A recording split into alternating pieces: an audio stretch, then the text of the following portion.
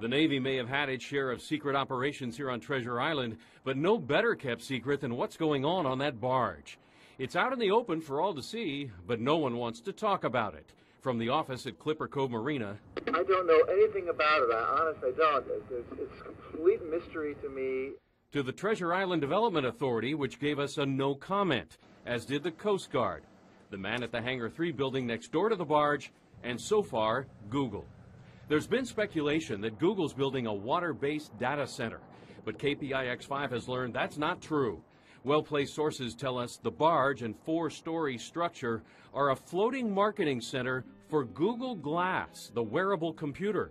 Sources tell KPIX5 that the plan is, once the structure is complete, the barge is going to be towed from here off Treasure Island all the way across the bay to San Francisco and be anchored at Fort Mason.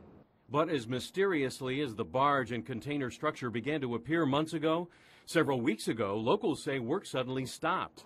And here's a reason why. Google doesn't have a permit for a floating anything.